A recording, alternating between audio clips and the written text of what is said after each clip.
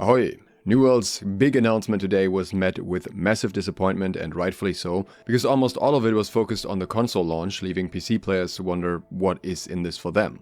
I think the marketing was handled terribly, and I will discuss that in more detail tomorrow, but today I'd like to give you an overview of the things that are actually confirmed for PC players, because there are many things that have been confirmed, it's just that they are confirmed in 6 different sources, so you kind of have to piece them together yourself for no reason. First of all, some quick important clarifications are needed. New World has been rebranded into New World Aeternum and is labeled as an action RPG now, but it's still going to be the same kind of game, so pretty much still an MMO. It cannot be played offline or anything, it's just a branding strategy for marketing. Also, despite the incredibly misleading wording on this in one of the articles, PC players that only own the base game and not Rise of the Angry Earth will still have access to New World, they just won't have access to the new things that are coming with New World Aeternum. For PC players that have the Rise of the Angry Earth expansion, the New World Aeternum version will be free. And the release date is going to be on October 15th, 2024. The first thing that has been confirmed is the raid. This will have 3 bosses, it's a linear raid, and each boss will be harder than the last. This will be done with 10 players, and we have a few screenshots from the trailers and so on that seem like they may be from this raid.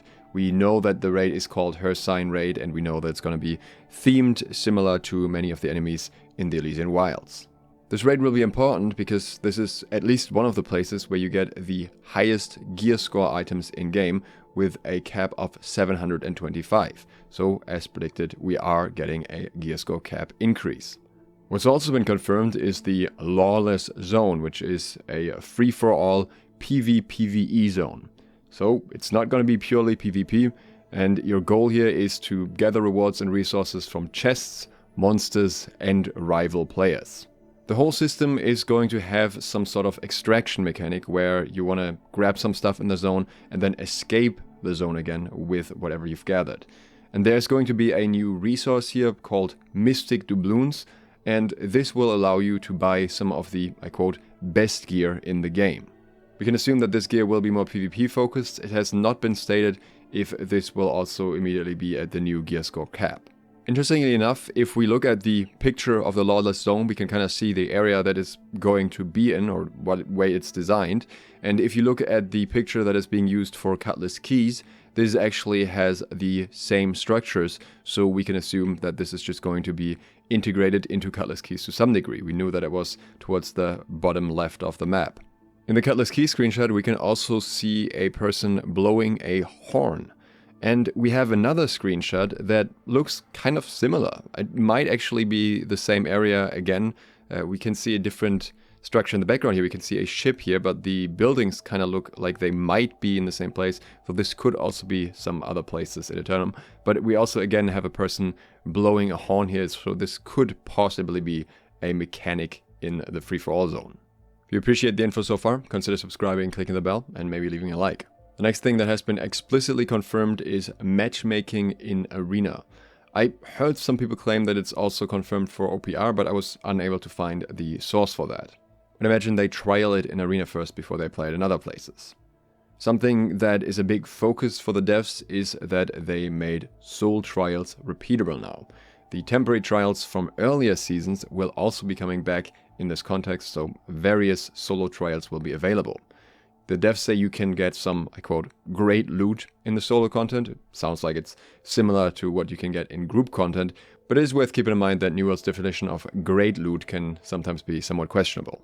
It is explicitly stated that there will be endgame versions of the solo trials, no mention of difficulty levels though. For some strange reason, the promotional screenshot on the website for Soul Trials is Neshatun, who is not a solo boss, which may mean that he could become a solo trial as well, but at the same time in that screenshot you can see 3 players, so I feel like that's just an oversight. Swimming is once again confirmed as coming into Aeternum, or floating around in water as well. There was no mention of this having any deeper value or trade skill attached to it or anything like that, just that we can swim to some extent. So my impression so far is that it's going to be relatively basic. New artifacts coming have now also been confirmed, but without any details of what they will be. We still have a few artifacts from previous seasons that were found but never made into the game, so maybe some of those might still be coming, but that's not necessarily a given. We also have confirmation that there will be fresh start worlds, and based on all the wording that we've heard so far, it does seem like everyone can just play on the fresh start worlds. I don't know, maybe they will announce a time limit where PC players can't go on those worlds early on or something, but so far everything points towards everyone just going wherever they want to. In that context, it's also worth pointing out that crossplay between all platforms is possible. There are more clips and screenshots of the new UI, showing us a little bit more detail compared to the previous ones.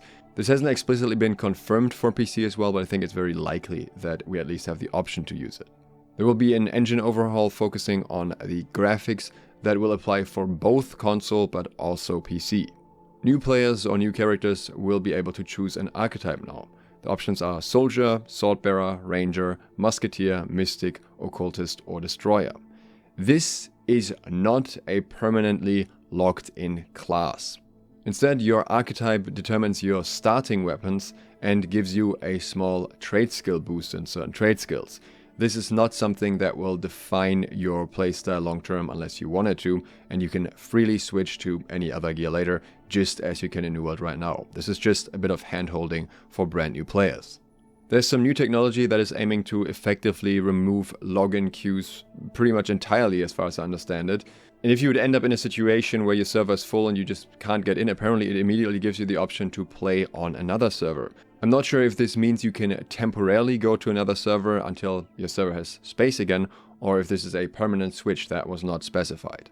By the way, you won't be able to play your current existing characters on other platforms, so you can't play a PC character on an Xbox and you can't play your Xbox character on your PlayStation and so on. Mobs in PvE will have more hit reaction to your attacks, effectively bringing stagger back to some degree, but that is only a thing in PvE, not in PvP. This thread here is just something that I think you should be aware of if you're a PC player that hasn't logged in a while. The ASOS Stalker Wolf mount will be accessible for players that own the game plus Rise of the Angry Earth on PC. You only need to log in before the, well, not expansion, but New World Eternum is coming out. So log in between now and then in order to be able to get this mount. As far as I understand it, most if not all of this content is meant to come in Season 7. There has been no information about Season 6 so far, other than that there will be some form of beta test on the consoles to see how things work there, but that doesn't really have anything to do with PC, so we'll have to wait and see if anything is coming in Season 6.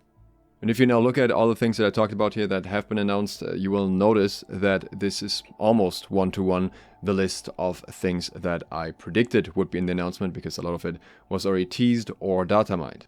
Things that were not mentioned were a potential new weapon, that was just my speculation, the barbershop, which had been data mined but is maybe not a priority, or it's maybe not something that is coming out this soon, and a potential zone rework, that was just my assumption as something that could possibly also be coming, but this is not necessarily a given either.